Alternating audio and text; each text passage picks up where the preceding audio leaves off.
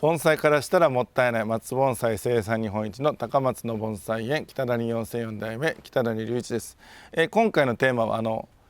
秋が深まってきますと、涼しくなってきますともう植え替え結構できますよという、お話ですね。植え替え今までやってきたんですけど、本当の YouTube の最初の方はね、やっぱりよくあるパターンで春が植え替えが一番いいですよみたいに言ってたと思うんですけど、回を重ねるごとにつれ僕のね普段の盆栽の経験する内容につれね言うことが変わってきたんですけど、結構植え替えの時期って幅広いなと、10月の中旬か下旬かぐらいからもう結構安全にでき始めるなっていう、ものによってはそれよりもっと早くても全然枯れずにいけるというのもよくあります。なんで植え替えのそういう時期的な説明を今日するんですけど、本題に入る前に少しだけお時間ください。今無料のメールマガジンやっております。この動画のね、概要欄、説明欄といいますか、そこから探していただいて、メールアドレス登録するだけで、無料で定期的に届きます。もう全部で70通ぐらいで登録者さんも2000人超えてると思います。はい、結構好評いただいております。そっちでもね盆栽の枯らさない技術知識みたいなのが学べるので、よかったら登録してみてください。はい、では本題に戻ります。植え替えの時期なんですけど、今日撮影してるのは9月中旬頃なんですけど、この動画が出てくる頃は10月かいつかなと。で、植え替え大体よく言われるのがね春ぐらいって言われてるんですけど、で僕が春だけじゃなくてもう真冬も結構安全だなみたいな動画も出してみたりで、いろいろやってたらもう11月でも10月でも全然枯れないなと、だから僕の今思ってるのは、安全に言うんだったら11月から春、いつだろう、11月から4月ぐらいまではもう全然何ともなく植え替えができると思うんですね。5月でも6月でもそんなに暑くなかったら問題ないかなと。ただねその時の植え替えはできるんですけど、夏に近づけば近づくほどね、植え替えたその日からしばらくはいいんですけど、その植え替えて間がない状態で夏を迎えるっていうのはあんまり簡単じゃない、難しいなっていう気はしてます。だから黒松なんかでいうと6月頃に芽切りがあるんで、芽切りの近くで植え替えするとねちょっと計算がしづらかったりするんで、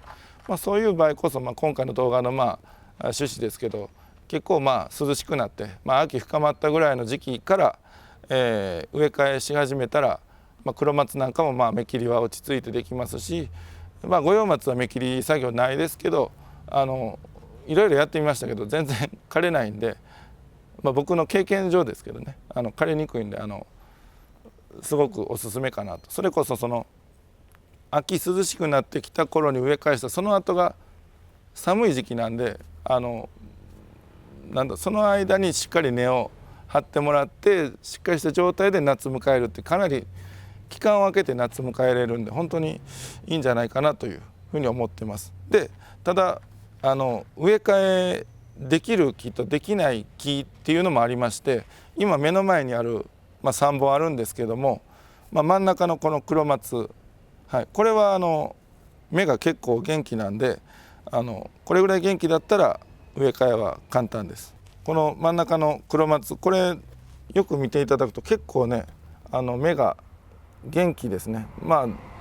あんまり盆栽知らないという方はどう元気なんだっていうふうになると思うんですけど、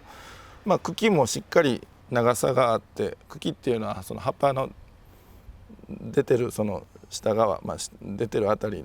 そのうち枝になるとこなんですけど、茎もしっかり太くて葉っぱも強い頑丈な感じ、長さもちょうどいい、もっと長くても全然植え替えはちょっとボサボサっとしてるぐらいの方がやりやすいんですけど、これぐらいだと別に春じゃなくても秋涼しくなった頃で十分できます。はい、植え替えが必要とする場合はもう全く問題ないですね。去年植え替えました、ついこの間植え替えましたっていうのはもう全然ダメなんですけど、やっぱ植え替えしようもったら1年以上は最低、2年丸2年は空けたぐらいが安全なんですけどね、はい、とりあえずこういう芽の状態だったら大丈夫ですよと、黒松だったら。はい、で次隣、はい、この五葉松なんですけど、これ五葉松黒松に継いでる五葉松です。だからなおのこと強い五葉松とも言えますけど、この芽の状態、これフルは取ってないですけど、こういうぐらいの芽の状態だったら、秋でも冬でも春でも植え替えしたい時に、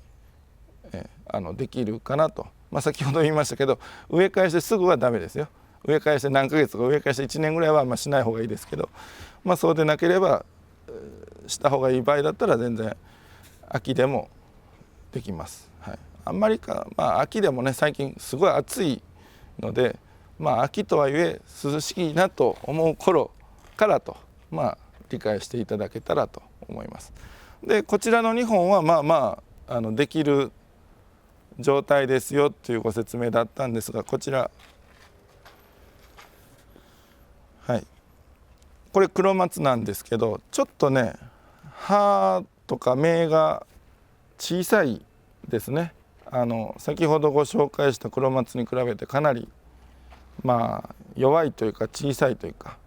はい、こういう状態の、これは黒松ですけど、こういう状態だと植え替えはあんまりしない方がいいですね。はい、今9月中旬での今日なんですけど、しっかりと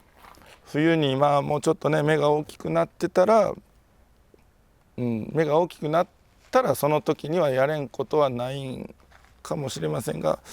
この状態だって今の9月中旬だったらもう1年遊ばせといて、もう芽切りも次の年もね状態によってせずに、それからの植え替えみたいな。はい、だから植え替えの時期的には秋涼しくなってから春ぐらいまではいいですよとは言ってるんですけど、どの時期にしてもその芽がねすごく貧弱だったり弱かったり、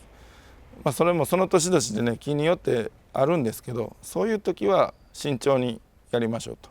ただ植え替えが全然できてなくて弱い状態っていう場合は速やかに植え替えがいるんですけど、それまたね判断難しいんですけど、その時はこの砂がねサラサラじゃなくてもう根が充満してると、もう見るから充満してるみたいな、その時で上が弱かったらそれは植え替えが必要な状態。はい、そこの判断はちょっとまたということなんですけど、植え替えするんだって基本的にはちょっと貧弱な芽の時よりかは強い芽の状態の方がいいですよと。で逆を返せば強い芽の状態だったら時期はね少々いつでも結構できたりします。とはいえ真夏だけはねあんまりやっぱりやらない方がいいですね。あんまおすすめしません。はい、で本日は以上です。盆栽からしたらもったいない北谷4世4代目北谷隆一でした。チャンネル登録高評価メールマガジンもよろしくお願いします。はい、今年も高松盆栽の里フェスタ2024が開催されます。日時はですね10月の26日土曜日と10月の27日日曜日の2日間となっております。時間がですね9時から16時までとなっております。盆栽多数展示即売されてますし、イベントもいろいろ考えてますんで、ぜひとも皆さんお越しください。